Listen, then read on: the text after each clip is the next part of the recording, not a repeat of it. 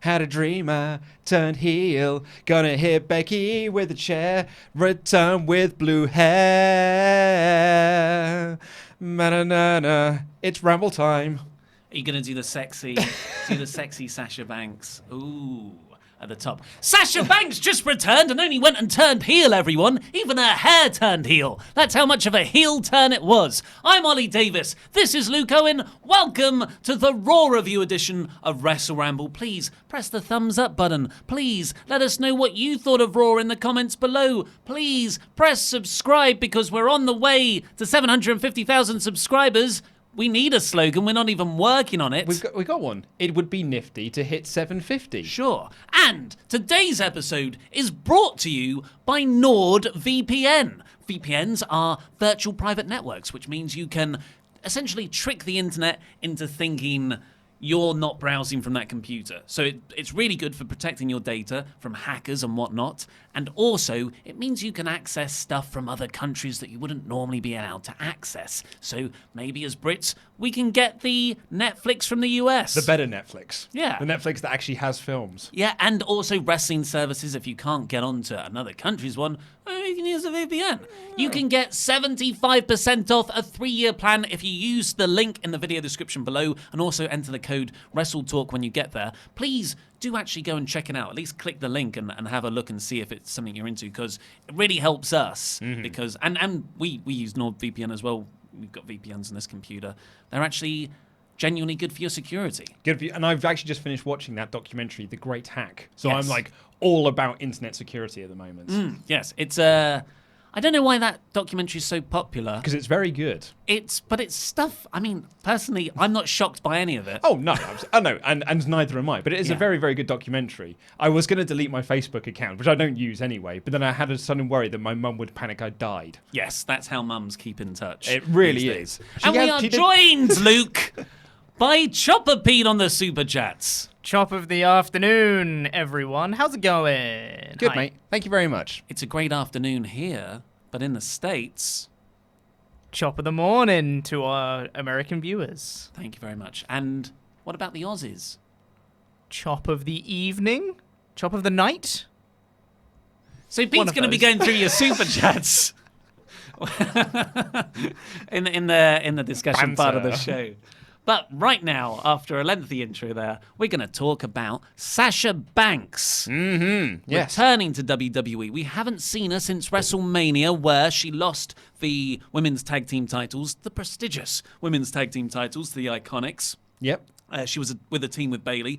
All reports are she was very upset with that decision backstage. Kind of understandably so, because she was like, I wanted to make these titles mean something. You're just giving them to a comedy act. Well, not only that, the report was they were told you're going to get a lengthy run with these belts to make them prestigious. So really, like, the onus is then on you two to have the best matches you possibly can to make these tag titles really mean something. And at the first opportunity, they put them on a comedy tag team and did nothing with them.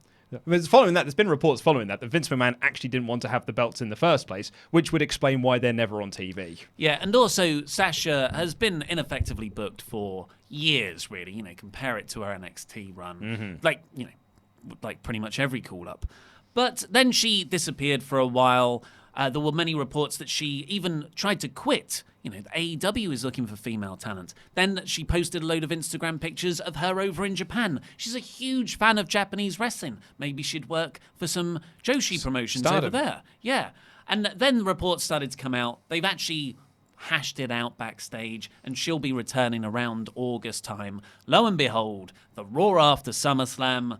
Here she is. Yes, there have been quite a few reports that she is set to come back in, around this sort of time. But there's also been reports that she was going to be at Money in the Bank. She was going to be at this pay-per-view. She was going to be at SummerSlam. So I think it's kind of been sort of, I think a few people are probably just like, throwing a dart, being like, she's going to be back, and if she's back then, I mean, I got it right, I guess. Yeah, but she's come back. She has come in back. a very prominent position. And it just goes to show that even if... I don't think the strategy, even if you want to leave for AEW, is to sort of sit out, because then WWE will just keep you under contract and freeze it, and it will last forever, like the reported case with Luke Harper.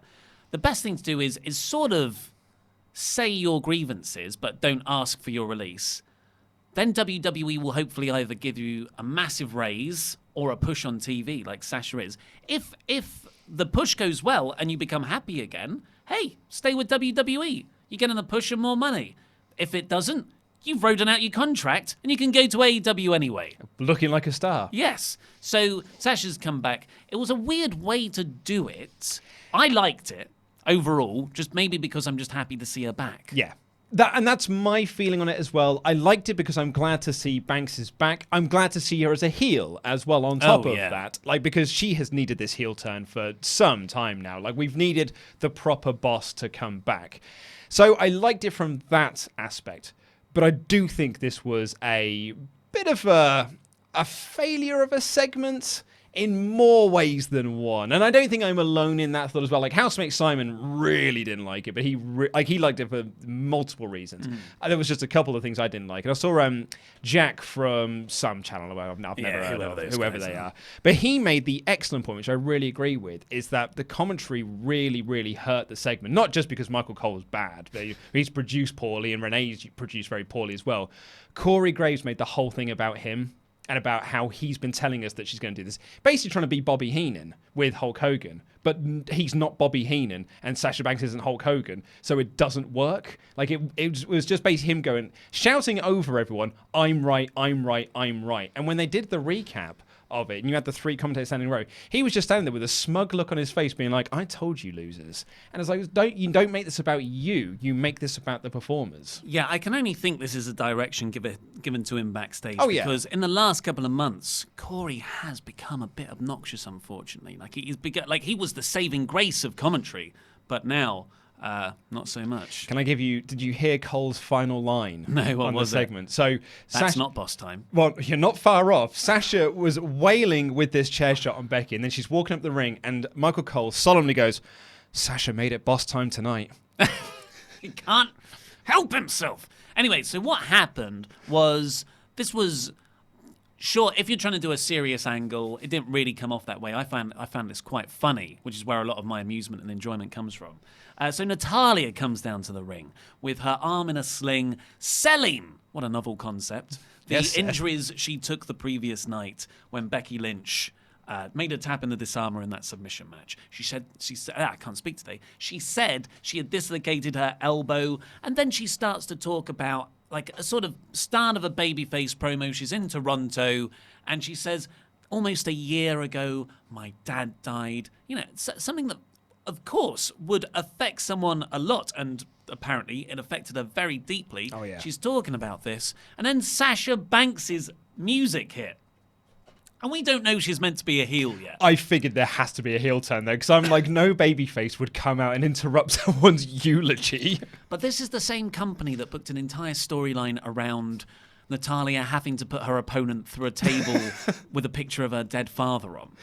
So I feel like WWE if this was another time, if this was 10 years ago, they would be ribbing Natalya all the time because her father passed away. It's also a company that at SummerSlam told her to come out with a Canadian flag because she's in Canada and she's a Canadian, then tell the Toronto fans to shut up. Yeah.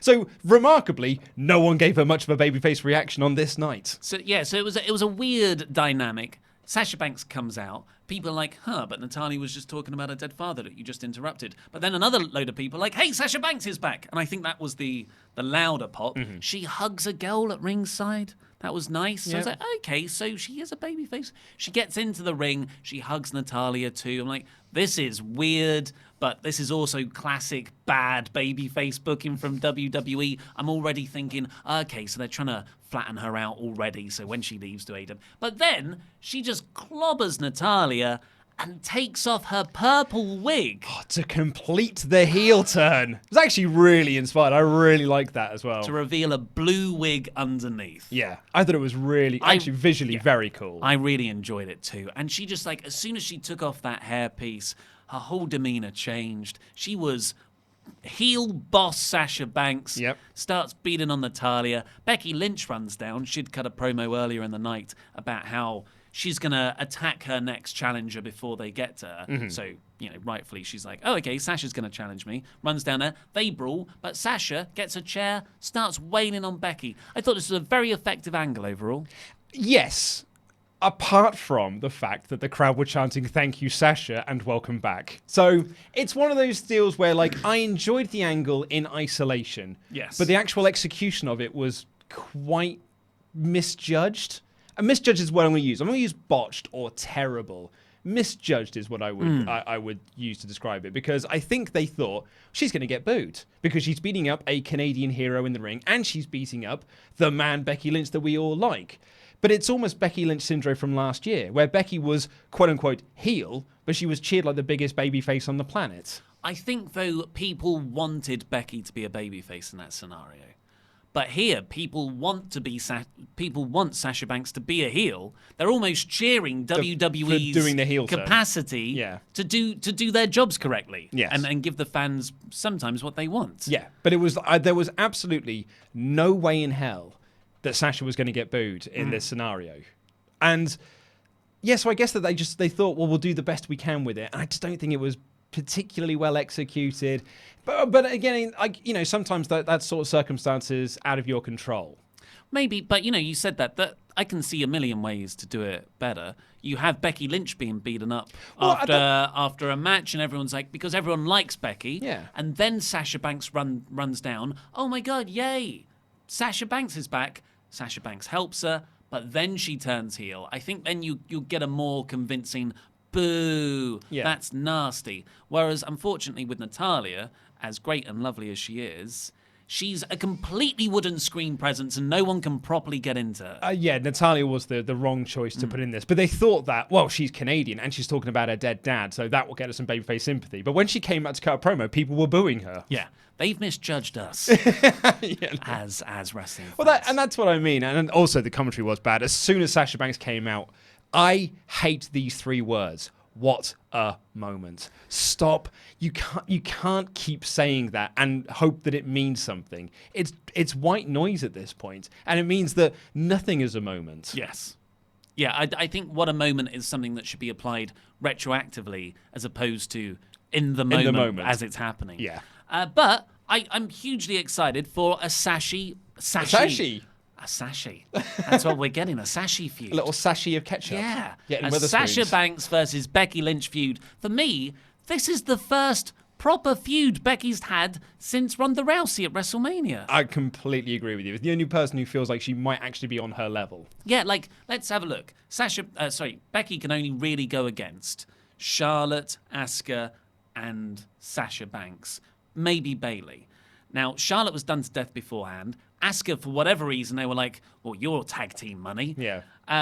Sasha had left the company for a bit, and Bayley was she's been flattened out, and she moved to SmackDown anyway. And she was a babyface, so I can see the dynamic not working. So Becky's been stuck with Lacey Evans. For 3 months. And who's just disappeared, like Baron Corbin. Oh, she's on main event. Yeah, thank God you spent all that time trying to build her up like that. I was thinking today, Baron Corbin wasn't on TV, which I am welcoming, but he retired Kurt Angle. So I'm like, okay, so you retired Kurt Angle for 3 months of a storyline no one wanted and actively drove away viewers. Yeah. But now Becky has Sasha Banks to face. I'm very excited, especially as it's a heel Sasha. That's it. And I'm very excited to see heel Sasha back in the company. And it's nice that Becky is now going to have a legit challenger to her throne, because this will be the first match she's had where I think the title might actually change hands here. And I haven't had that since she won the belt. Well, before we get into your super chats with Pete, I'm just going to say again, NordVPN.com/WrestleTalk. The link is in the video description below. Do you have any experiences with VPNs, Luke? Well, yeah, I used to use it to access the better Netflix. Around Christmas time, I'm a Christmas movie fan. So there are certain movies. In the height of summer, we're going to sell a VPN with Christmas movies. I'm just going to tell a story. I'm just telling my story here. So I'm a big Christmas movie fan. Love a Christmas movie. When I was back at my parents' house after moving out from the house that I was living in, because I was trying to save up to buy a house, all my DVDs and everything were in storage. I've since now sold them all. I didn't really need them, it turns out, because we all have streaming platforms. But Netflix at that time was really limited on what it has. But my VPN allowed me to access Netflixes all over the world, so I could always find those movies I wanted to watch. So I'd be like, I really want to watch Gremlins. Is it on this Netflix? No. Is it on this one? Yes, it is. Brilliant. I'll watch the Canadian Netflix then. I can watch Gremlins. Big comic book fan. I'm more of a DC guy as my upbringing, more than Marvel. And DC released their unlimited comic book app with their own sort of... It was their version of Disney Plus, really, DC. So you've got the original DC shows on there too. And I was like, I can't get it. It's not in the UK. They don't even have a launch date for when it is going to be in the UK yet. So I got the VPN so I could do that, and it was very good. Did you watch Swamp Thing? No, I didn't. I was just reading the comics. But I will eventually watch all their TV shows that they've since cancelled. Yeah, I was going to say, we've launched all these TV, and they're all cancelled. So yes, please use the most DC offer. thing possible. It's a 75% off a 3-year plan, which is fantastic, by using the link in the video description below, and crucially, the promo code of WrestleTalk as well. And it helps the channel as well. But now let's get over to your Super Chats. So, we have got a frankly ridiculous number of Super Chats today. Thank you, everyone. It's crazy, but we're just going to go through some of them to start with now. We'll start with Will HM, who said, "Hi guys, with The Fiend's in-ring debut being one of, if not the best of all time, how would you rank your 3 most anticlimactic debuts, not including all of the NXT call-ups?" Oh, wow. Man. Well, obviously, Brodus Clay. Although I did get a massive kick out of Brodus Clay when he debuted as the Funkasaurus. Yeah. But looking back at that complete waste, I would also say Emelina. Yeah, Emelina's a good one. I'm also going to throw in as a bit of an outside pick the re-debut of Ted DiBiase when they made him the $1 Million Man Jr. And put him with Maurice, who he had zero chemistry with. That was so bad. With the $1 Million belt and everything. And as soon as that, I was like, that kid's never getting over. Absolutely, he's never getting over again. What a waste of talent. Jesse Venable says, who has the best hair? Edge, recent Ziggler, or Tanahashi? Tanahashi. It's always Tanahashi. Yeah. You wasted your super chat. Tim Arndt says, Michael Cole was more excited to say, "It's boss time," than I was to see The Fiend. Speaking of, where the hell was The Fiend? Not on the show, which is a masterstroke. Yes. I do wish there was some form of video package, though, because they more or less pretended it never happened. Maybe he's a SmackDown guy. Or, I think the bigger thing is, going by what's happened to the YouTube version of it, there are concerns over the character. And I just think his lack of mention of him, just there was no recap. They basically just told you the most important thing on the show was that Seth Rollins beat Brock Lesnar. And that's the thing that everyone is talking about. No one's talking about anything else on the show apart from the fact that Seth beat Brock. It says to me that there is, I mean, we've got SmackDown tonight, but there is that bit, I've almost got a bit of an internal worry that Bray pushed it a bit too far, and now they're having to sort of renege some of it. If you don't know, the YouTube version of it has been completely edited since being posted, and they posted up a much lamer version of it. Kevin comes in and says, "How much time before people start asking for a Queen of the Ring tournament? Actually wouldn't be a bad idea now I think of it." Yeah, Mae Young Classic. It's the Mae Young Classic. Pretty much. But I mean, I was about to say, the main roster would be. I was about to say, but a main roster, a Mae Young Classic that means something. But I mean, this King of the Ring's not going to mean anything either. Hey, that's Paul Heyman's got the book. I'm hoping. Javier Reyes says, "I would like to see King Cesaro. Is the winner of the tournament going to get a world title match?" I really hope so. It needs a stake. Absolutely. Do not just give them a crown and a scepter, because that just puts you into the land of gimmicks, and those gimmicks never get over. Kiss of death. Yeah. Jared Gruber says, "I'm curious, why did you guys choose to go with Sasha Banks turns heel instead of Sasha Banks returns for the title of the live stream?" Because we have 2 videos going up about Raw today. My Raw review coming up about an hour after this is off air, and it has the title Sasha Banks WWE Return. There you go. Donovan Garcia says, "Who do you think will be The Fiend's next victim, and which brand do you think he'll stick with once SmackDown moves to Fox?"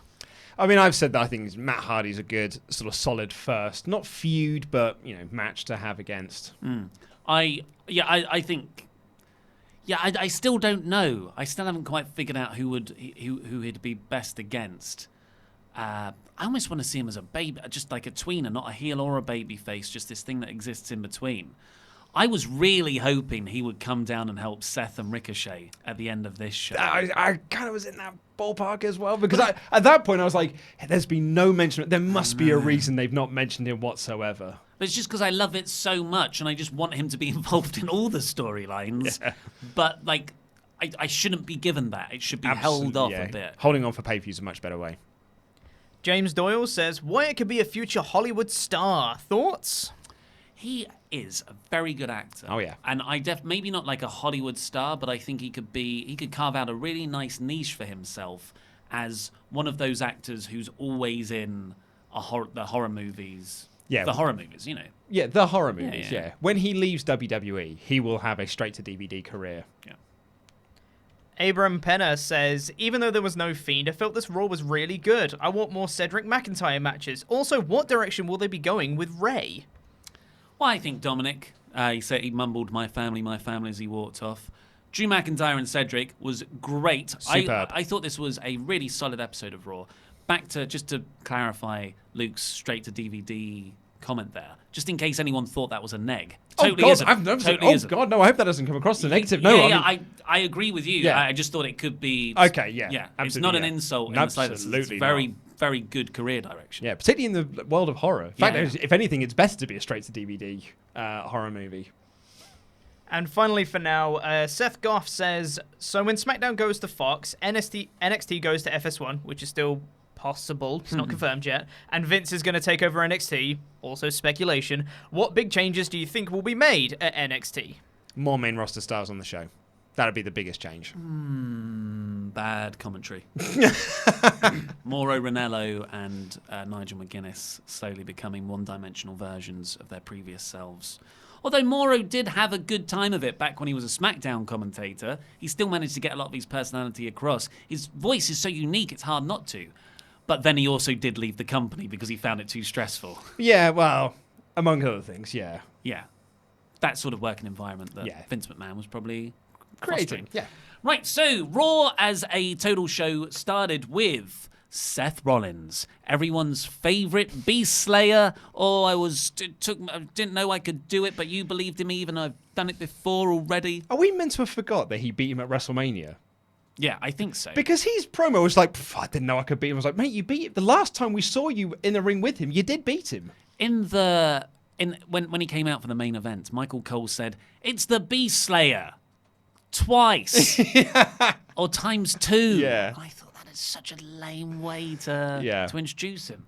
I was watching this opening segment. Seth has really lost a lot of momentum. He just seems to be a bit of a shill. Yeah, and I think it's just being a shill outside of the company in his terrible Twitter game, but also I think it's him not selling his injuries. I think him wrestling that match against Brock Lesnar with not a shred of selling, which completely makes the storyline going into the match redundant. And then you go into the main event here again tonight against AJ. He's still not selling, despite the fact he's still taped up. He's not selling the ropes. Every now and again, just going, ooh, owie. Yeah. It doesn't cut it. And then you got Michael Cole going, Seth versus Brock was one of the gutsiest performances I've ever seen. I was like, I don't think, mate, he hit a frog splash off the post through a table and was fine. Yeah. But luckily we had the OC, who are so good, knocking it out of the park. Just everything from their entrance, the way they carry themselves. AJ is...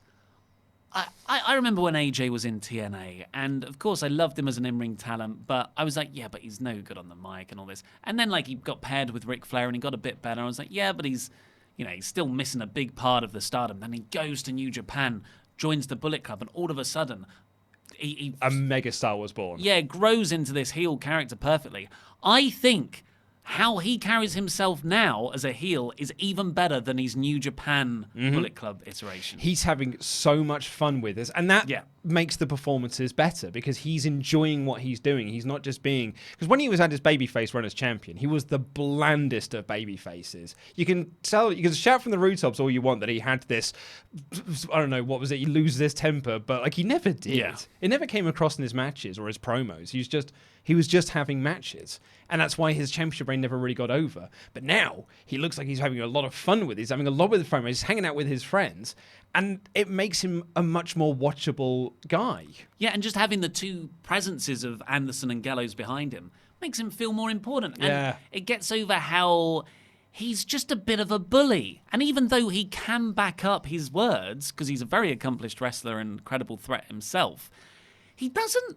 And he's still a bit of a dick about it. Like, there was a bit where he walked out of the ring at the end of this after they set up the main event for the show, which was Seth versus AJ. And AJ teased getting back in the ring to beat him up. Yeah. And he went, nah. And he walked off. It was just perfect jock-level shenanigans. There was a great moment as well when, like, AJ, because Gallows and Anderson sort of step up. It was in that moment, and like Gallows and Anderson step up, and then he just looks at him and goes, "You scared?" Yeah. You should be. Yeah. It's really good. Then we cut backstage to the Street Profits, who recap what's going on in WWE, as is their way. And they started a very funny running gag about Dawkins staying up all night for the SummerSlam after party and being horribly hungover. He was, well, he didn't say hungover, he just said he was dehydrated. Yeah. And you had Ford asking for water and electrolytes, and the first person I thought of was you. Because on my stag do, you woke everyone up so you could get your electrolytes and your Lucozade, so you could avoid a hangover the following day. You need those rehydration salts. I woke everyone up because I thought everyone should take them. Didn't help though. No, it was didn't. still rotten on the Saturday. But you know when like jokes like this are really connecting, when you can hear the audience actually laughing, Absolutely, like a hearty laugh. Yeah. When Dawkins was down and he said like, "I need the electrolytes," you could hear a very deep guffaw on the arena speakers. But Sami Zayn comes over and cuts some quite close to the bone comments about, hey, the main roster isn't all what it's cracked up to be. It's a terrible place. Didn't he say something like Becky Lynch is sanitized now? He said that Seth was once cool with the Shield, but look at him now. And then said Becky Lynch used to be the man. Now she's this manufactured thing. Yeah, and like, I think in WWE's heads, they're going, oh, that's a real heel line because that's obviously not true. But actually, that's totally what we're starting to think. It's a totally true thing so to now, say. Now Sami Zayn isn't this heel spreading lies. He's this renegade saying the truth. Yeah, he's no longer a critic of the critics. He's just the guy that's saying what we're all thinking. Yeah. Anyway, Montez Ford then says, "Oh, and what about Samoa Joe?" was because Samoa Joe's standing right behind Sami. Sami Zayn's this like, "Oh, you know, he was much better all these years ago. Look at him now." And Samoa Joe had a match with him, beat him very quickly. Oh yeah, very, very quickly. Just basically, like the crowd were chanting "Olay," but that did not help Sami because Joe just choked him out and won instantly.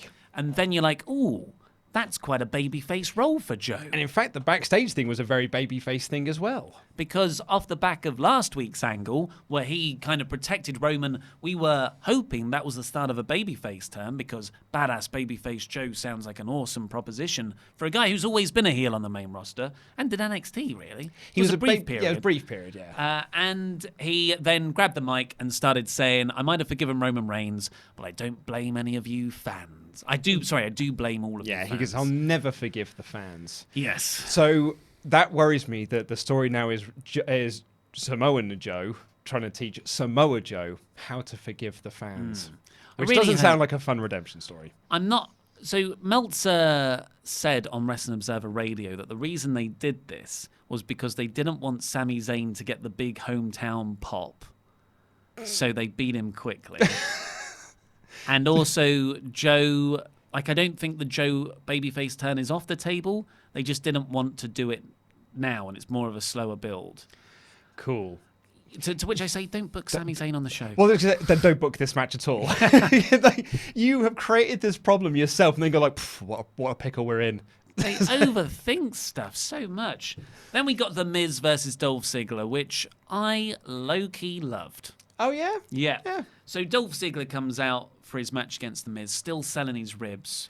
Actual selling, yeah. Michael Cole had an odd line as well when Miz came out, where he said, "Canada finally gets a Hollywood star." I'm like, man, they got loads. Yeah. Got loads of famous people. Ryan Reynolds is from Canada. That's just Vince negging Canada, isn't it? He hates them. Then have Graves say it. Then have Michael Cole say it, because it's really weird when it comes out the babyface announcer. But Dolph says that he can't compete tonight because he's not cleared after Goldberg speared him all those times. It was a ruse, but not actually a ruse, because he was still injured. He's still definitely selling his ribs. And he attacked Miz. And they had it went to commercial. It only went about 4 minutes of TV time, I think.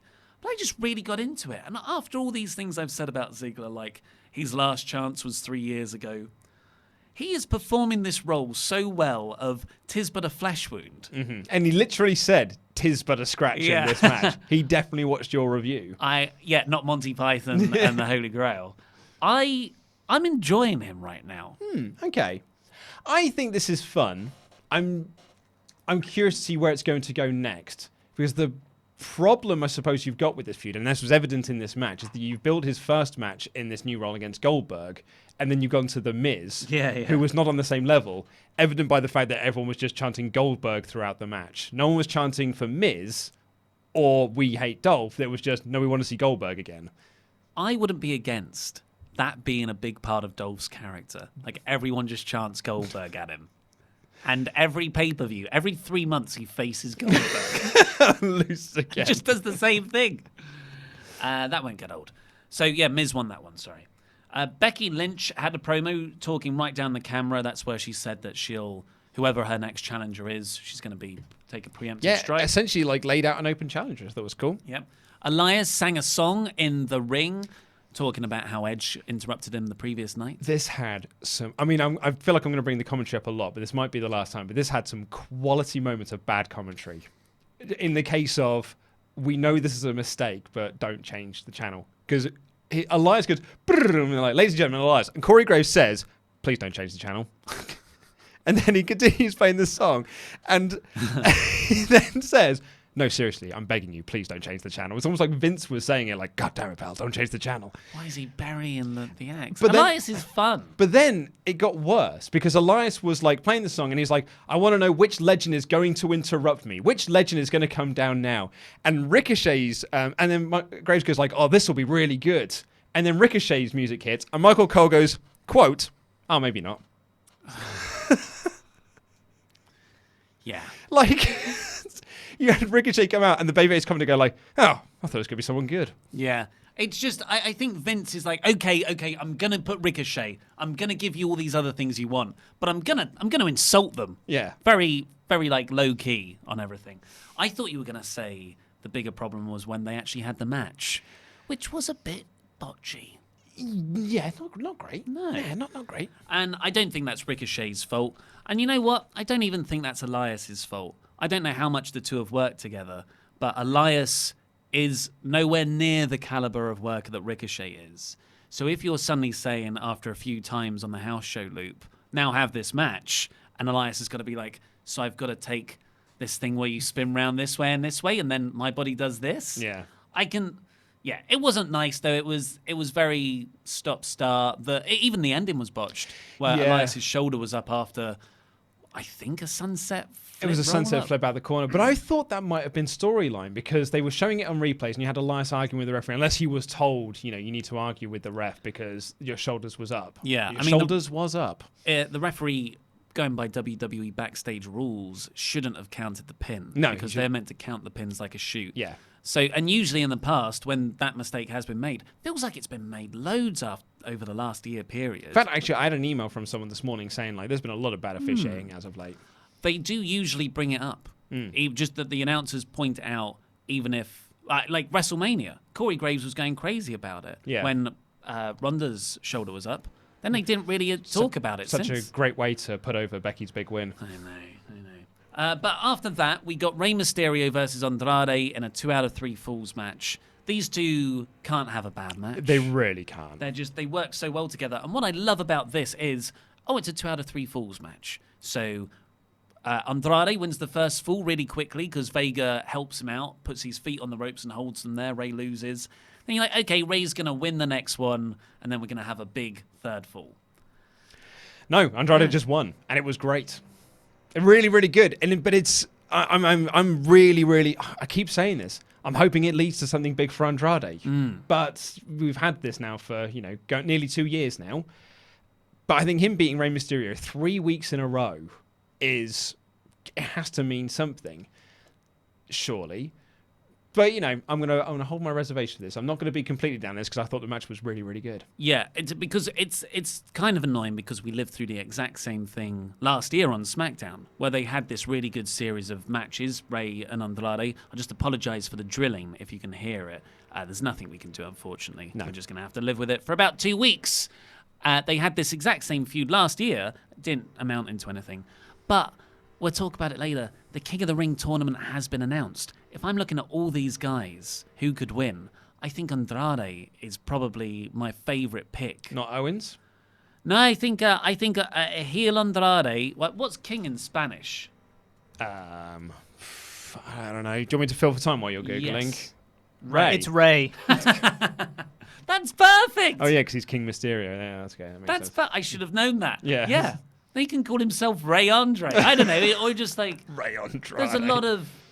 There's a lot of mileage there. I don't know what it is, but it seems like there's a lot of contextual depth. Yeah, there are some good names in that tournament. Some surprising ones as well that I'm pleasantly surprised about, like Shelton Benjamin, for example. When did they mention the King of the Ring tournament? Because I felt like it was a throwaway comment from Michael Cole, and then later we got the plug for it. Oh, I only saw the video package bit. Yeah, I don't think it was Michael announced before. Michael Cole. No, he did. It was during the Cedric Alexander Drew McIntyre match. He said these two are going to be in the King of the Ring tournament, and it really felt like sorry, by the way, did we forget to mention there's going to be a King of the Ring tournament? But going back to the match, Andrade won with the hammerlock DDT. Yeah. So he looks so strong. He's been in Ray 2 weeks in a row. I think one of those was clean. No, one was in a gauntlet. Yeah. One sort of had a bit of distraction by Zelina. And then this 2 out of 3 falls match, the first one had Vega helping him, but the second fall was all Andrade. So he looks great. Ray doesn't lose anything. Vega did have, she was distracting him on the outside. She didn't, directly interfere, but she was, when he was running the ropes to do the 619, because she had tripped him earlier, he couldn't do the full run, and that had sort of, stopped him and sort of, made him move around the ring a bit different. I still think he looked very strong. Oh, yeah, no, totally. He won 2 falls clean. And then a segment after the next one, we got Rey Mysterio walking backstage. Charlie Caruso catches up with him and says, "What do you have to say, you stupid idiot?" Yeah. And Rey goes, "I have no idea where my career is going." AEW. And then he just goes, "My family." Yeah. It was really bad. It wasn't as bad as those trucks are worth $1 million, but it was pretty bad delivery. It was pretty bad delivery, but I've got to think that this is leading to Dominic. Yeah, you'd think. Yeah, Dominic versus Andrade is a feud. But before then, Luke, blub, blub, blub, blub, blub, blub, blub, blub, blub. Michael Cole's got to take a Skype call mid-broadcast. This, I've written here because this was about Austin putting over Seth Rollins, and it just felt like, in all caps, please like Seth again. Look, Steve likes him. Brett likes him too. We've all got to like Seth again. Do you know what's funny about the Brett endorsement from SummerSlam that I completely forgot about?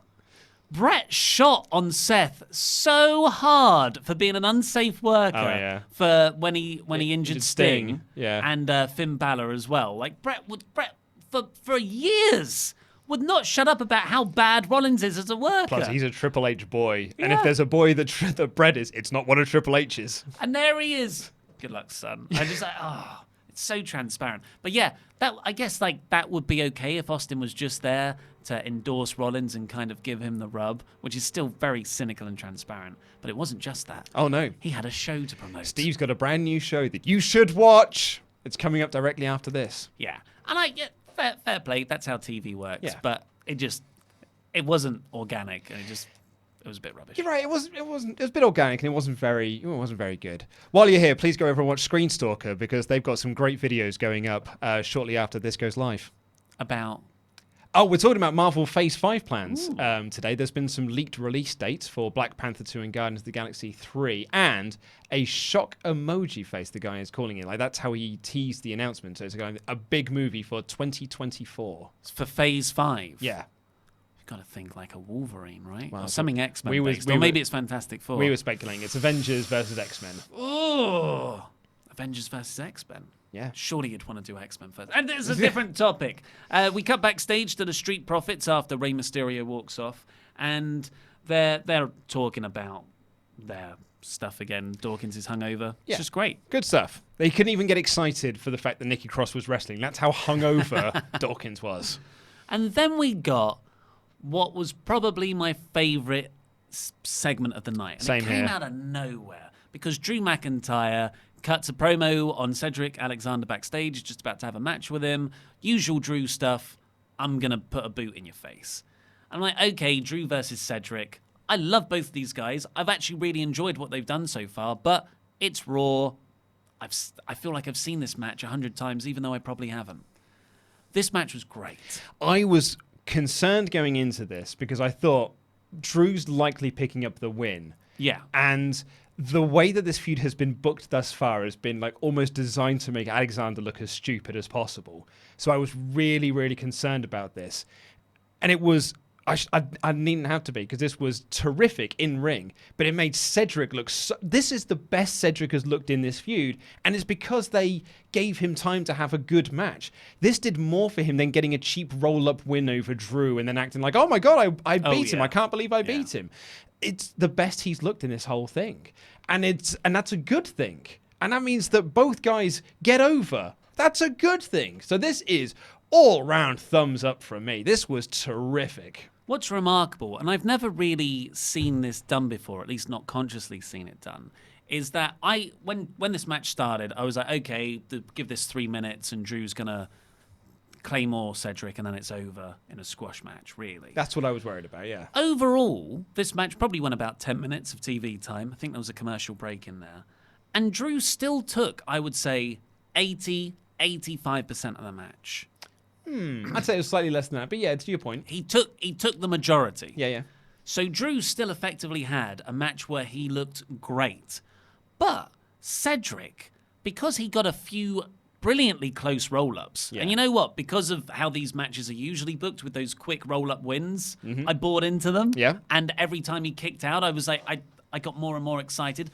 The top rope Spanish fly. But that's my point I was going to make. It wasn't just roll-ups that he was getting near falls off. yeah. He was getting near falls off hitting moves. So he wasn't looking fluky. He was looking skilled. And that's why it made him look great. The Spanish fly in particular. Yeah. It was a great spot. There was some stuff outside. The crowd are chanting, "This is awesome," about 3 minutes from the end. Really, really terrific match. Like you said, both guys get over more. And one of the best Claymores I've ever seen. Oh, mate. Turned Cedric inside out. Yeah.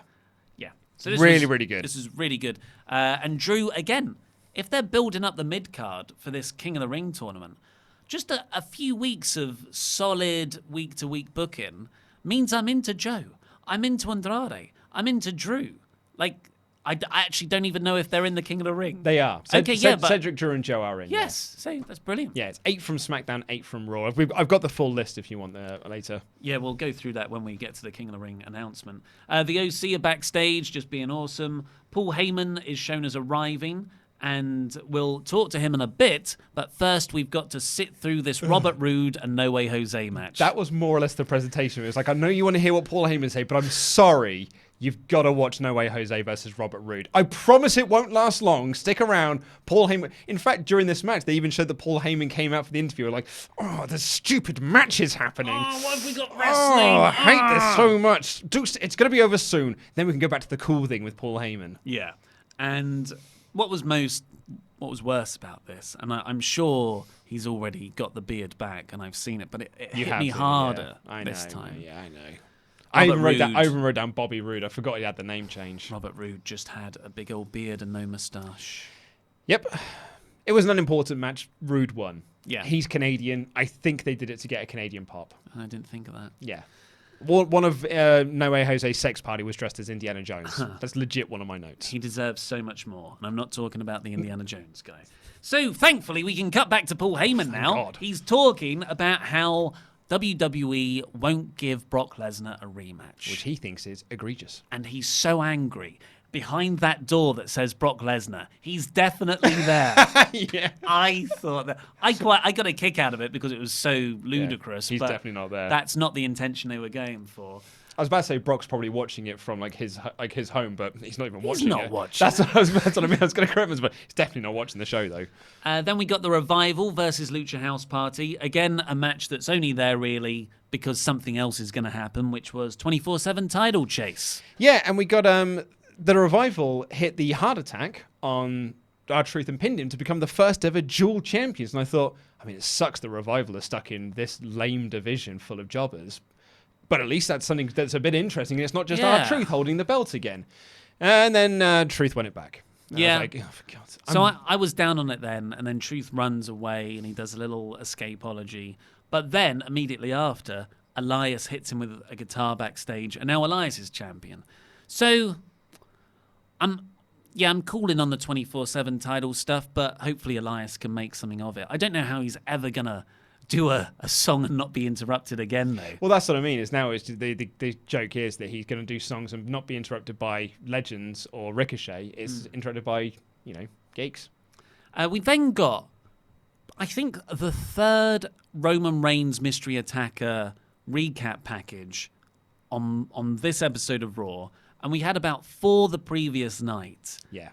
And I thought, oh, okay, so this is catching us up, and the next segment is going to be Roman and Rowan and maybe Brian. Yep. No, there was no Roman Reigns on this show. Nope. It's so weird to have such a big storyline in WWE that they're treating very importantly that isn't actually progressing. It's just a series of video packages. Yeah.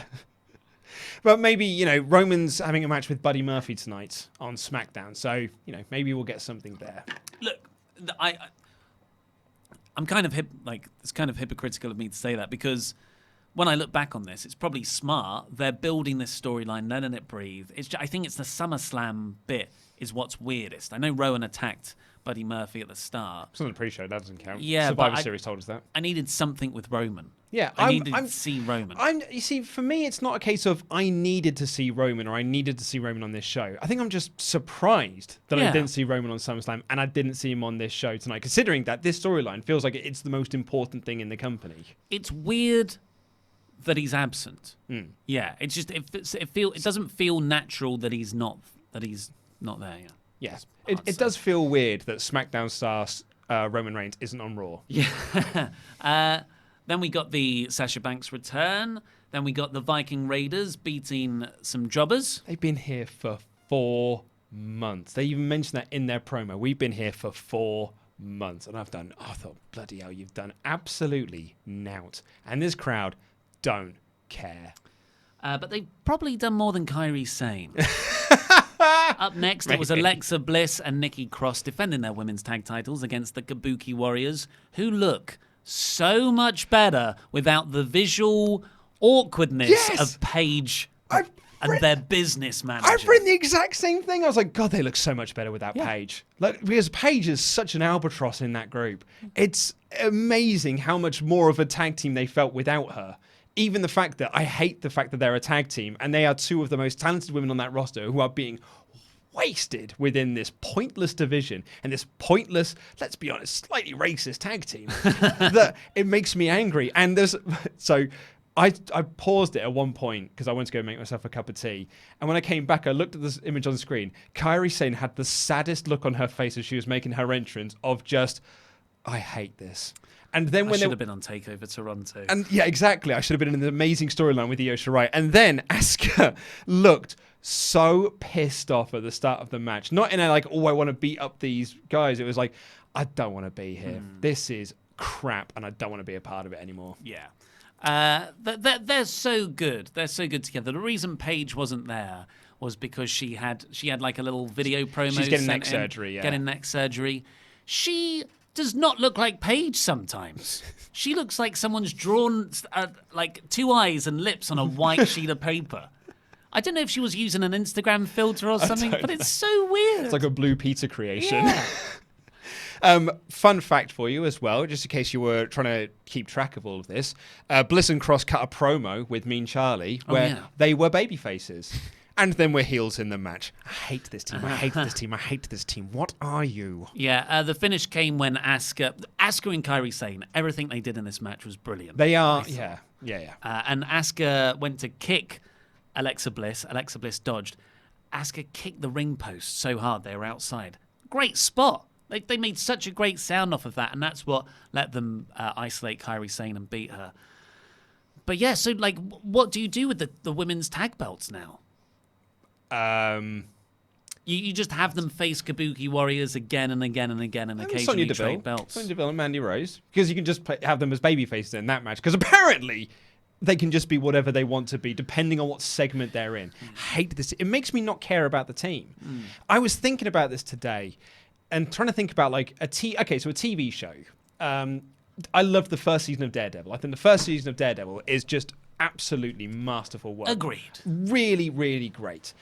Could you imagine watching that TV show, and if you're watching that on a week-to-week basis, where in one episode, Matt Murdock is trying to go against the Kingpin and was trying to, stop the Kingpin and his sort of reign on crime in Hell's Kitchen, and then the following week, he's working with the Kingpin to stop crime, and then the following week Kingpin's back to controlling the crime again. You'd think that doesn't make any sense. And the Kingpin's not a fun character. I don't know why he's fighting in one week. I don't know why he's teaming with another week. That's Alexa Bliss on Raw. I don't know whether I'm supposed to cheer her. I don't know whether I'm supposed to boo her. I don't know whether I'm supposed to like her. I find her the most unlikable personality on the show, not because she's a heel, not because of her character, because they don't know what her character is. And she seems to think it's a good thing. And they seem to think it's a good thing. I really don't like it. She's Buzz Lightyear. That's so annoying. And she's a babyface. Because then you've got in that match Corey Graves being the heel commentator going like, I'm revoking my Alexa Bliss fan club card. She's sold out. She's this and the other. Then here where she's a heel again, you've got Corey Graves going like, I'm so sorry. She's actually, no, I really like her again. So now Corey looks like a tool as well. More so. More than a tool that he usually does look. Right, so then we got, I totally agree with everything you said. Seth Rollins cuts a promo looking directly into the camera. They are trying so hard to make us like him again. Then we got the full King of the Ring announcement video package, where Michael Cole calls it the most prestigious tournament in sports entertainment. Well, it is in sports entertainment because it's the only tournament in sports entertainment. The same day that the G1 Climax finished. That's your point. That's wrestling. They don't do wrestling. They've graduated from the wrestling business. They're sports entertainment. Yeah.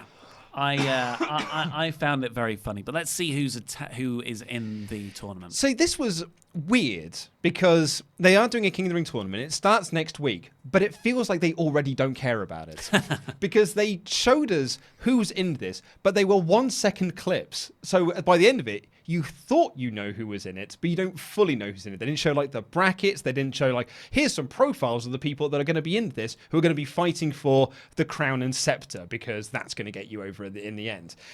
So I had to watch this twice and pause it while watching it so I could write down the 8 names. I should have just been smart about it and gone online and gone to WrestleTalk.com where they listed it for me. They're going to change all those names by the time it gets to the first round. But here is what is on the list thus far. It's Elias, Miz, Kevin Owens, Chad Gable, Andrade, Shelton Benjamin, Buddy Murphy, Ricochet, Cedric Alexander, Drew McIntyre, Cesaro, Baron Corbin, Sami Zayn, Mustafa Ali, Apollo Crews, and Samoa Joe.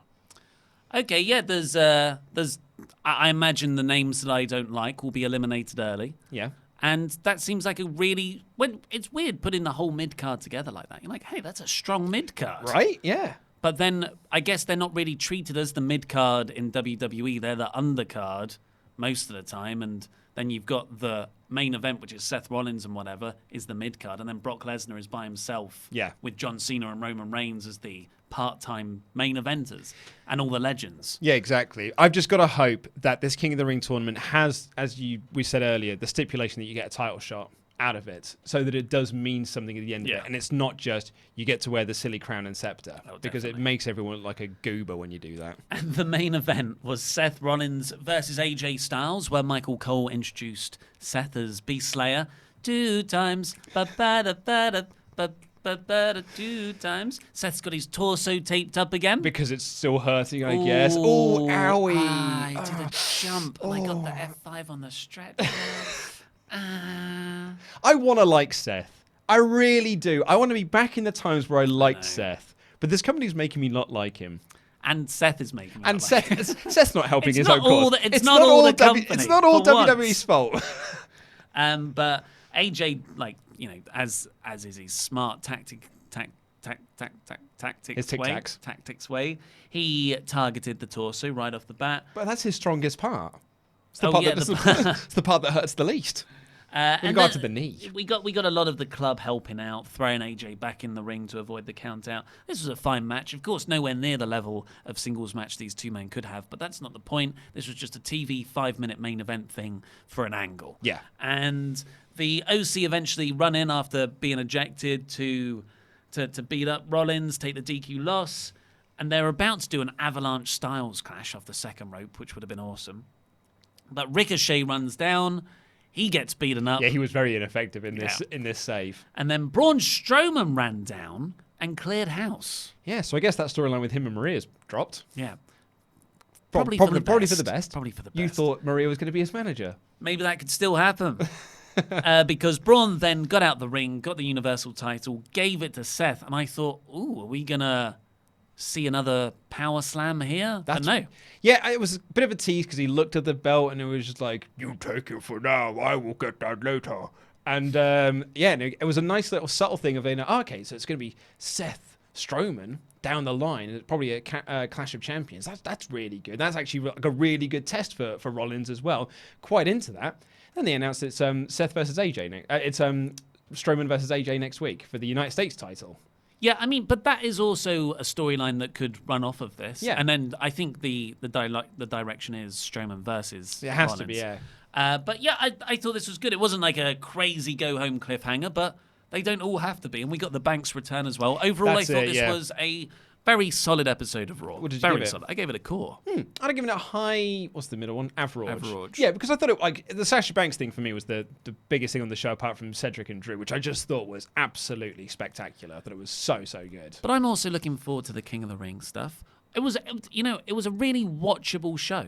Yeah. But then again, that should be your base level. That should be average. It was a really watchable show, and then you had Sasha Banks, you had Drew and Cedric, you had That's a the fair King point. of the Ring Yeah. thing. So, That's a I fair thought that was point. good. My favorite thing about this closing angle, though, was when Baron was I keep saying Baron. When Braun was handing back the title, Ricochet got into the ring to be like, "I helped, right? Guys, over here. I did good, yeah. I like Nightwing. Can I be someone's sidekick? Let's get over to Chopper Pete Quinnell with your super chat. Right, it's going to have to be another quick one today. So, let's start with Time of Vernon your sex tape. Jeffries. Hey. Vernon Jeffries says, it's boss time, but Sasha nearly hit Becky on the back of the head with a chair. She actually did. Hopefully this won't kill her push. Yeah, I've seen a few people. There was when I was looking at the chat earlier, there were a few people that thought that we were so critical of AEW for their chair shot heard around the world that we should be equally as critical of Sasha Banks with the chair. I don't think the two are comparable. Yeah, the AEW one was an intentional chair shot to the head that was gimmicked and went wrong. This was her obviously going for the back, and one of those unfortunately hit her on the head. Yeah, that's it. Yeah. But also, that shouldn't happen either. No, it shouldn't happen. But either. you can see an accident. Like there's one is an accident, and one was designed to be safe but went wrong. An avoidable accident. Yes. And an accident. Yeah. Tim Arndt comes back to says, nice to see Dolph put over another legend in Miz. Yeah. Oh, yeah. What an all-timer. Crazy Lewis, who I believe is a WrestleTalk on WrestleTalk.com, said, Wanda Ollie to become king/queen of the ring. Well, yeah, yeah. You weren't announced for it yet again, been snubbed. Well, yeah, these things change all the time. I'll get added later on. It's such a prestigious, it's the most prestigious tournament in sports entertainment history. So prestigious, in fact, they've not done it for 11 years. I always think that Wanda Ollie's more suited to something like the G1, though. Yeah, if you're going to be part of any tournament, yeah. Traveshkar Purai says, it's going to be King Corbin, isn't it? Fiend save us. Oh, God. It's not going to be Corbin. Corbin's out in the first round. Yeah, I feel like they're past that now. But if that was 2 months ago... Well, oh, yeah, totally. Totally. Yeah. Tim Arndt's back again. That's a weird glitch on VMix. Stop it. Tim Arndt's back again to say, just want to send my well wishes to Tomo. He tells me his illness has gotten worse. Oh, Tomo. Mate. Tomo, well, if you're watching, Tomo, feel better. Look, here's a little love hand. Absolutely. Too swapped. T-Swift. We've got 3 in a row from Wilson Simons, who says, who I want to win King of the Ring? King of Wrestling Cesaro, King Ricochet, King Andrade, King Buddy, who will probably win instead is King Corbin, though. It has a nice ring to it. I didn't think of the Kings of Wrestling tie-in with Cesaro. That's actually true, quite nice. And actually, do you know what? Now that you said Baron Corbin, he is the one who would wear the crown the best because it is like such a hateable thing. And his long intro of all the things he's done. Exactly. 2019 King of the Ring winner. Yeah. Oof. So Wilson Simons is back again, saying, may not be in the Super Chat Elite, but get well soon, Tomo. Get well soon, Thank Tomo. you. And finally he says, if Roman beats Buddy Murphy tonight, the fans will turn on him again and WWE are back to square one. Nah, I don't think that's true. Yeah, I don't think so. He was so badass in that segment last week where he went after Murphy. Yeah. I think like the smarks will really like Buddy Murphy, but I don't think the casuals will care. Kevin comes back in to say, I guess there won't be any It's Boss Time anymore. He'll find a way. He'll find a way. He managed to say it. Rex Joseph Calmerin says, after months of frustration, the happiest man during Sasha's return was Michael Cole. It's boss time. Yeah. There's a lot of this in the Super Chats today. Rex Joseph Calmerin is back again to say, I wonder how Dolph would sell for The Fiend. Very well. Yeah, like Flubber. Yeah, bump around all over the place. Kevin's back again to say, I want Ali to win King of the Ring so Luke can sing King Ali. That's true. I can have to change to King Ali, Fabulous. Yeah. Alyssa Hudgens says, 3 things in life are for certain. Death, taxes, and Michael Cole yelling it's boss time. Yeah, Classic. come face, come heel. He's going to say it. I did find, I remember there was, I was trying to do a joke of, in a news episode once. You know that bit in Dumb and Dumber where it's like, do you want to hear the most annoying sound in the world? He does that, but I then replaced it with It's Boss Time. But I was trying to find the best clip I could from the movie. Of Michael Cole saying it's boss time. I found a 1-hour compilation of Michael Cole saying it's boss time. Oh, God.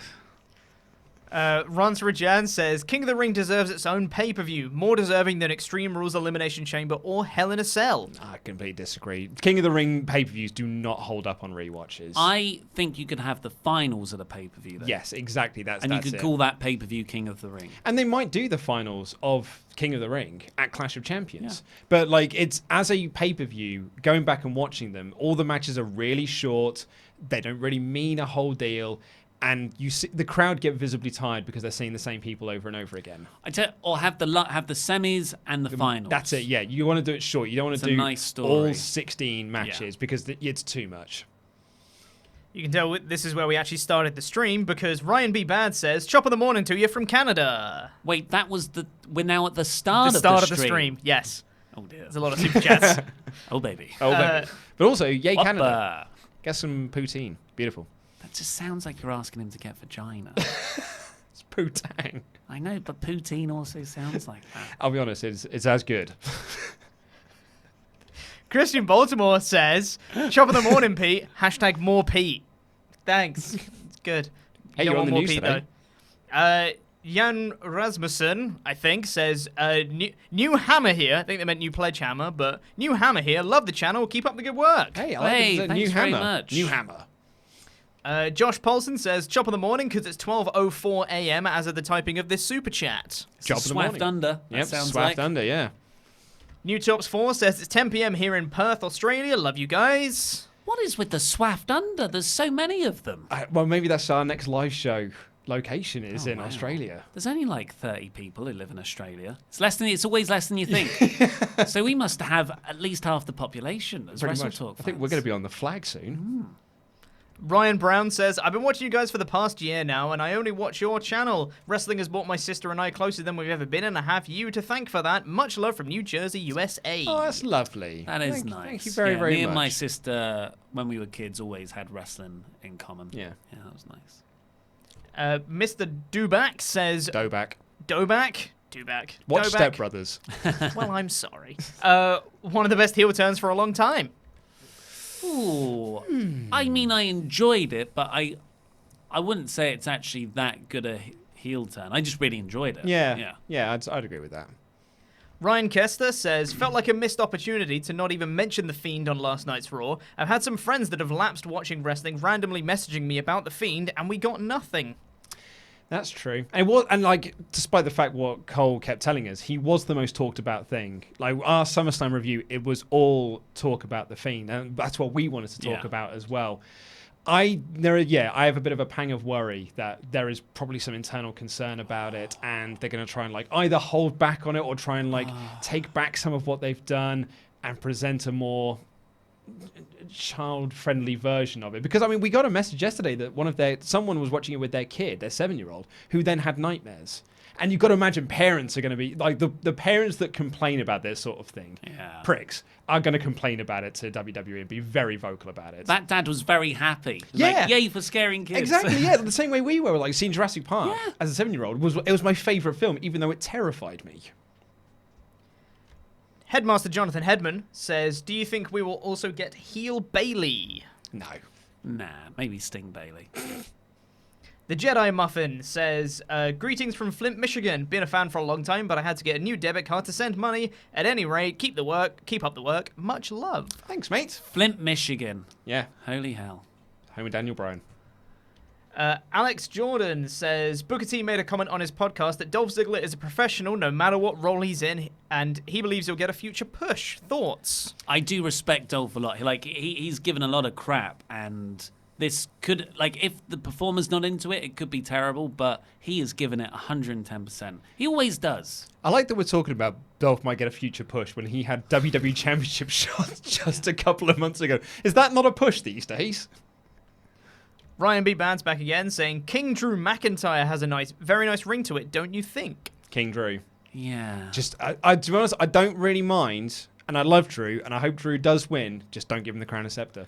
Or call him King Drew. He should be more like if he does win King of the Ring, he should destroy the crown as sort of a Braveheart moment against the English royal family. That's good. I like it. Samad Ali says, will you guys be live streaming the first AEW TV show and the first SmackDown on Fox? Thanks for live streaming pay-per-views. It makes it a lot more enjoyable. That's the plan. Yes, the plan. Yeah. I'm really looking forward to it as well. Pizza and Wrestling says, about time she turned. Yeah, completely my agree. God. Yeah, well overdue. Spider Dan Evkovich says, is there any worry the storyline of Sasha ruining a memoriam segment and a public displeasure of WWE taint her return push? No, I think it's. I don't know what they were thinking with that segment. Really, how it was laid out. They thought that Natalya would get genuine sympathy because her dad had died, and then Sasha ruining that would get her heel heat. But it just made people cheer her. But the idea was that it was when she came out initially, that wasn't the heel turn yet. No, it was just so a bit it awkward. kind of undermined when she hugged her and hugged the kid at ringside. Why I said it was. Yeah, it was misjudged.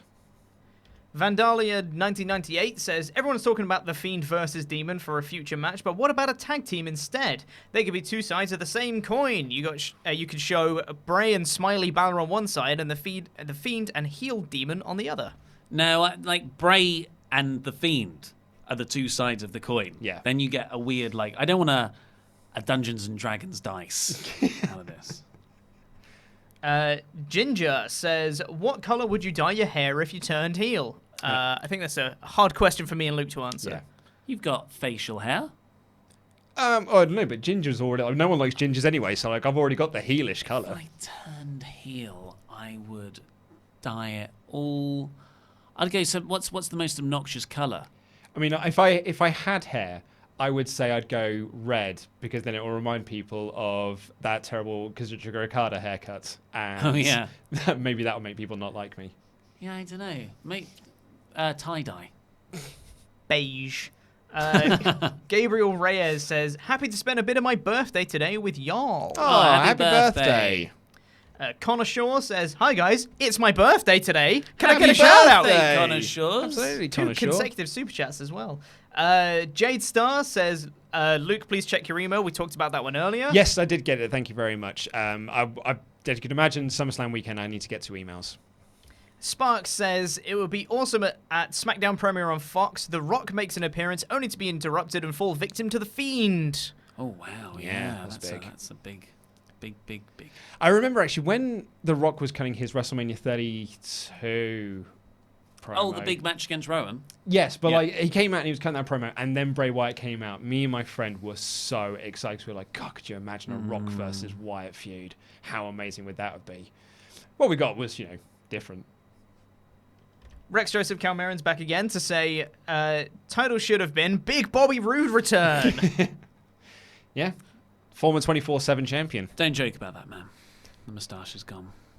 Jack Benner says, would you rather see Fiend versus Miz or Fiend versus Ray? Ray. Oh, but I think Miz would be a first good next opponent. But yeah, probably Ray would be better. Yeah, Ray. You're right. You're totally right. And he can kill his son as well. Yeah, Ray should adopt Dominic. Oh, and again. then Dominic's just sitting there like a kid in the Firefly Funhouse. I thought you were going to say sitting in the front row as a kid again, where they have a ladder contract for the custody of him. No. Ryan B. Bad is back again, saying, as a Canadian, I hate Canada being called Bizarro Land. Well, you are Bizarro Land. You keep booing baby faces. Don't worry, you'll get a Hollywood star soon. Seth Goff says, the Fiend is absolutely terrifying. How do you think Vince will ruin him? By cutting it down and sanitizing it. Will Adams, Luke Owen's #1 fan, Cheers, mate. says, wait a minute, Sasha return? This can only mean one thing. CM Punk return confirmed. I didn't even think of that. Yeah. That's right. I mean, to be honest, we're all excited because the AEW TV show is promising us 2 CM Punk returns. Back Fandango says, did you guys see the video from the audience of Sasha wailing on Lynch with the chair? It was entertaining watching the camera guys tracking the chair. Yeah, Oh, it's a shame it's only like a 2-second clip, but yeah, the cameras are like moving massively up and down. It's quite funny to watch because there's 3 of them as well. There's 3 of them standing around it. It's obnoxious. Jerry the Hero says, it's great and all that Sasha is back, but I do hope this will be the last we get to hear of the whole, what? Sasha Banks is threatening to leave WWE because she didn't get things her way? I don't know. I thought it was a really interesting story for the year. Yeah. I've really enjoyed it's it. one of the biggest things. Yeah, I've actually enjoyed covering it. I wish there was more news to come out like that. Craig Brown says, ever seen the Sonia and Mandy YouTube show, Dear Mandy's Donuts? Liv Morgan was on a couple of weeks ago, hinting at a change of hair color for her character change. Oh, that's Sweet. the big thing. That's what'll get her over. Ooh, wow. Yep. I mean, work for Sasha Banks. No, the heel turn worked for Sasha Banks. Vactors V. That's how it was. Vactors V says, Robert Roode on Raw, mustache break. Boom, boom, boom. Hey, that's one reason to tune into my review later on, because Yeah. it's in there. There's a moustache break. In Sad. I was memoriam. going to say in memoriam. It's sad now. V. Ola says, WWE trying so hard to get people behind Seth again. Oh, yeah. Yeah, it's awkward. Bullet Club with multiple T's and B's says, is Brock Lesnar SmackDown bound after his loss at SummerSlam? I could see that happening. Certainly on Fox, they want the more sports-orientated show. Yeah. So, I mean, I've always figured that Brock and Ronda would be on SmackDown if they were around. They'd be on that brand. Mr. Doback is back again saying, King Baron Corbin crying with laughter emoji. Oh, crying possible. with sadness emoji. Yeah. Hartley Reaper says, Ollie likes DC so much. How do you feel about Ricochet's Nightwing attire? Yeah, I Follow loved from it. Hartley. Yeah, I loved it. I couldn't stop raving about it when we watched it live. Yeah. Sean In fact, actually, Carti- you were annoyed. Sorry, Pete. You were annoyed because he was dressed as Nightwing, but he had the Robin R for Yeah. Ricochet, and you were like, but that's inconsistent. Yeah, that was the only bit that got me. Sean Cartier says, I'm the first to crap on WWE when it's bad, but just like you guys, I thought SummerSlam was awesome. Seems most reviewers aren't nearly as high on it. Yeah, I've seen so many people being like, oh, it was actually a really boring show apart from The Fiend, which I completely disagree with. I thought it was a great show. Yeah. Yeah. Craig Michael Connaughton says, love you guys, Ray versus Fiend. Yeah, it's a really good idea. I haven't thought of that. It's a good big win Yeah. the Fiend can have next that means something. Yeah, totally. Danny Milhouse says, have you seen the Royal Quest card? See you guys there. Yes. Yeah, and we bought our tickets today. I've been putting them off because I thought we could get freebies, but we couldn't. So I bought That them backfired today, on us. and we're sitting right in the rafters like Sting. It'd be us, Bailey, And Sting. Yeah. But yeah, we're very much looking forward to it. We'll organise a meetup or something. Yeah, we were talking about that when we were going to organise like a SWAF Nation meetup. I'm really looking forward to Tanahashi Zach and Suzuki Okada. And Ishii Kenta. Oh, yeah. Oh, yes, please. Graham Scrivener says, I hope WWE does something for Sasha and she gets a longer reign than previous. Oh, yeah. Yeah. Her previous title reigns have been a joke. She had about how- one title defense of the women's titles, the tag titles, that is. Devante Lee says, was watching Raw with a non-wrestling fan and having to explain the rules of matches just makes me realize how stupid wrestling is, but I still love it. Yeah. I think a lot of them make sense, though. Well, the stuff like titles can't change hands on a DQ. It doesn't make any sense. That doesn't make any sense. Yeah. I did think that the ref looked like an absolute moron during that main event when AJ and Seth were both being counted out, and the club just rolled AJ back in the ring, and the ref went, 7. Yeah. Tyrick Dedrick says, is King of the Ring a ploy to get Brock back in the title picture? Oh my God. Just wins.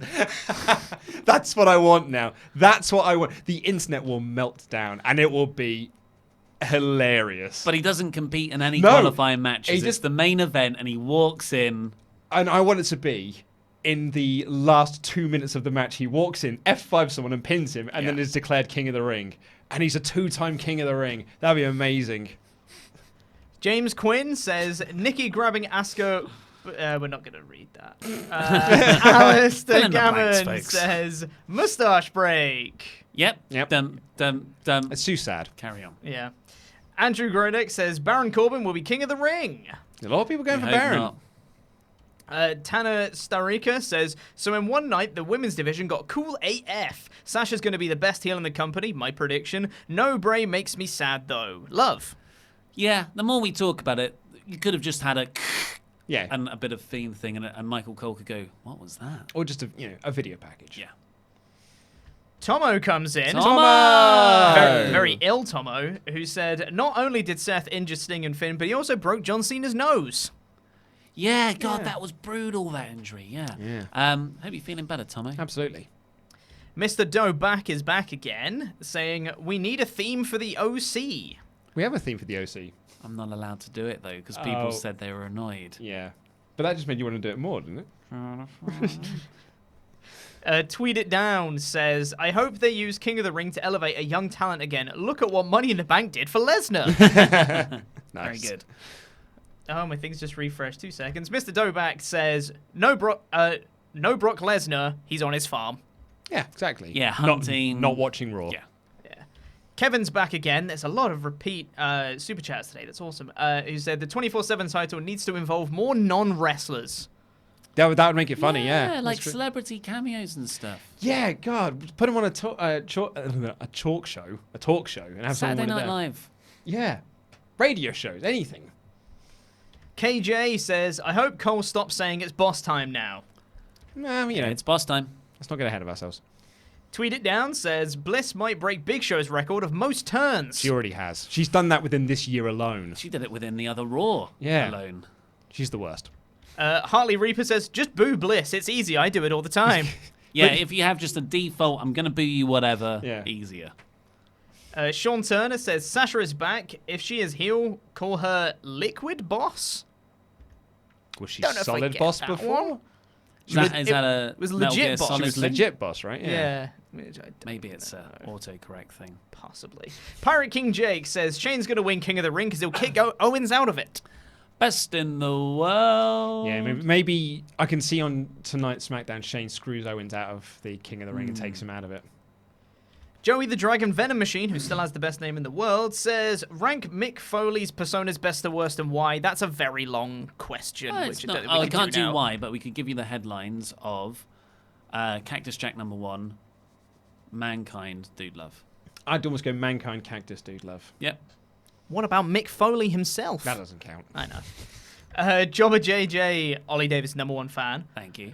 says, when I see Seth, I just want to turn off my TV. Also, not even the King of the Ring can escape the Baron Corbin vortex.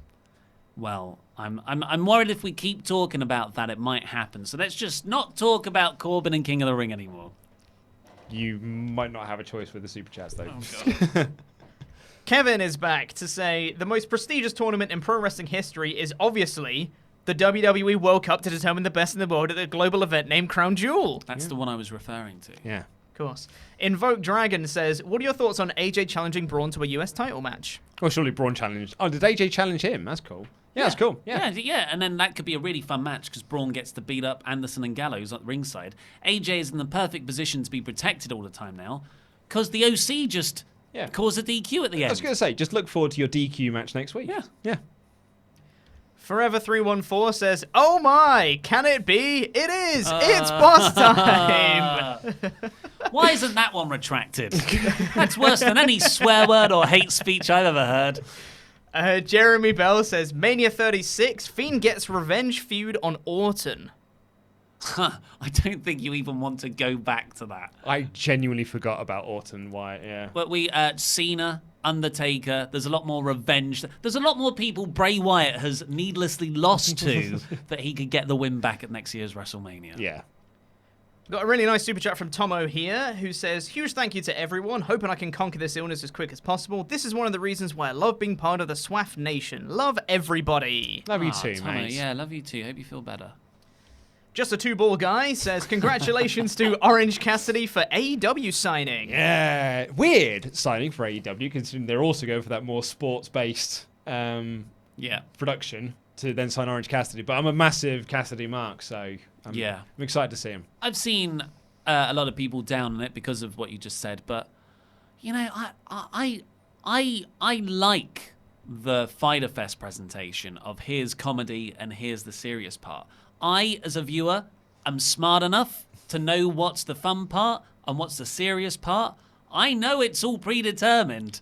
I can pick and choose. So, like, I'm going to see... It's interesting to see if that is...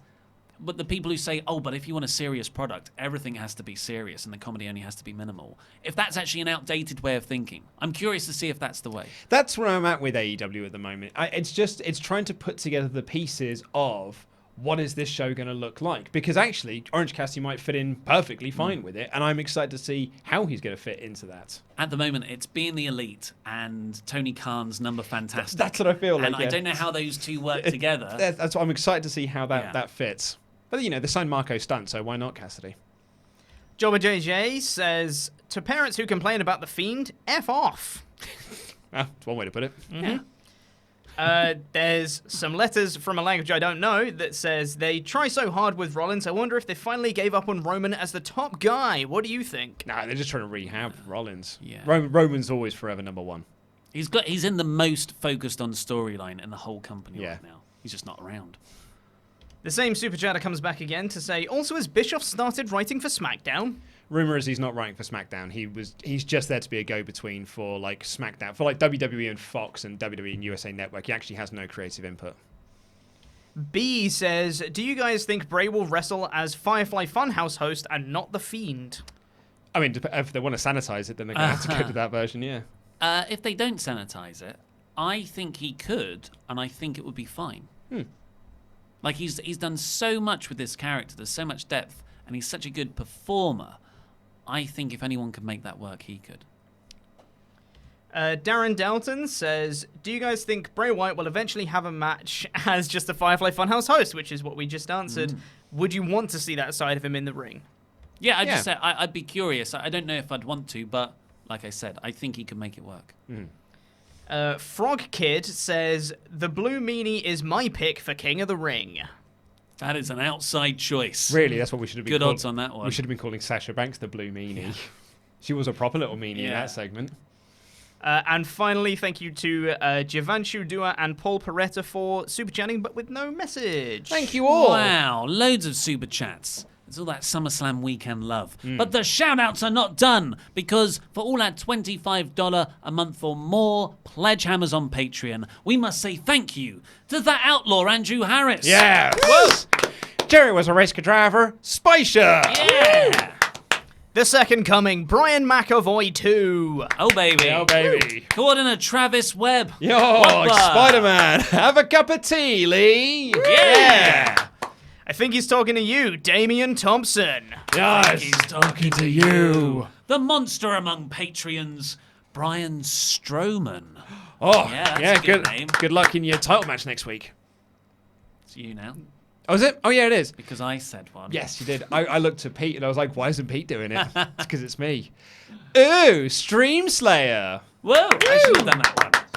So handsome, he makes all the boys Joe Ellis. Nice. Yes, good. Shaun of the Dead Peril. Great film. Absolutely great film. We're going on a Brian Huntley. Yeah. Woo! Robin Banks, Lee Roberts. Nice, yeah, lovely There's stuff. loads today. It's 15. Wow. It's because we got so many coming over That's sometime good. weekend. The life of Jordan Riley. Yeah, it's Yeah, nice. come on. He can last Sean for longer than you in the ring. Yeah, take that. And lastly, Rebel Without a Crew, Robert Rodriguez. Whoa. yes, very nice. Is that lastly? I've got 3 more. I've got 3 more. Oh, I've just deleted those off my own document. But yeah, go on. Master of the Mayorlock, Joe Mayer. I thought we'd had too many, so I took the last 3 off. Float like a butterfly, Samed Ali. Yes.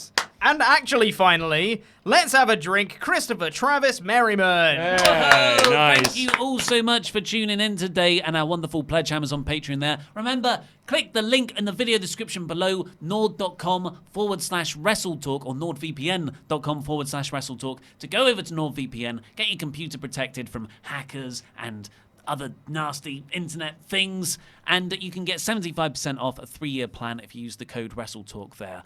I've been Ollie Davis, this has been Luke Owen, over there was Chopper Pete Quinnell, and that was Rambling.